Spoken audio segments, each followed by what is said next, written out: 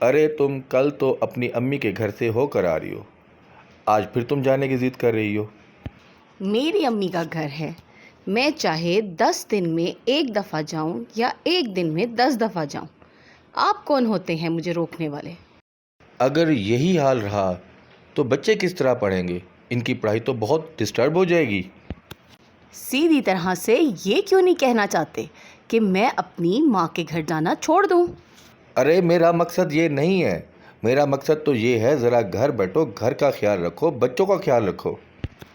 मुझे पता है कि घर का ख्याल कैसे रखना है और बच्चों को कैसे संभालना है।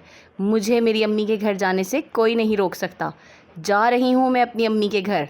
और हाँ, किचन में खाना पड़ा है, जब दिल करे खा लेना। नेहा का अपने पति के साथ इतना झगड़ा बढ़ जाता है कि वो अपने दोनों बच्चों को लेकर अपनी अम्मी के घर आ जाती है। अरे दीदी, आप यहाँ अचानक? सब ठीक तो है ना? आपने खबर भी नहीं दी पहले से कि आप आ रही हैं। क्यों, तुम्हें कोई प्रॉब्लम है? अभी मेरे माँ बाप जिंदा हैं यहाँ पर, और मैं तुम्हारे घर नहीं अपने माँ बाप के घर आई हूँ। अरे नहीं दीदी, आप गलत समझ रहे हो। मुझे क्या दिक्कत होगी आपके यहाँ आने पर? और फिर नेहा रेस्ट करने के लिए अपने कमरे में चली जाती है। अरे बच्चों, जल्दी जल्दी मेरे पास आओ। देखो मेरे पास तुम लोगों के लिए क्या है। फिर नानी बच्चों को चीज़ देती है। चीज़ खाने के बाद बच्चे बाहर चले जाते हैं।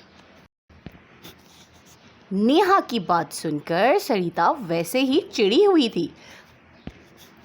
ऊपर से नेहा आवाज़ लगाती है, अरे कुछ खाने के लिए मुझे मिलेगा इस घर में या मुझे खुद ही बनाना पड़ेगा? अरे यहाँ पहले क्या लोग कम थे जो ये भी आकर मेरे सर पर बैठ गई। सबको चाय नाश्ता कराने के बाद सरिता अपनी सास के पास जाती है और कहती है, माँ जी, अब मैं सोने जा रही हूँ, मुझे कोई भी डिस्टर्ब मत करना। और हाँ, अगर आपकी लाडली बेटी को कुछ चाहिए हो तो खुद ही करके दे देना प्लीज़। तभी नेहा के बच्चे आकर वहाँ पर नानी नानी करने लगते हैं। नानी नानी, बहुत गर्मी लग रही है, प्लीज़ आप हमें नहला दें, प्लीज़ नहला देना। हाँ हाँ बच्चों, क्यों नहीं, नानी है ना, चलो मेरे साथ।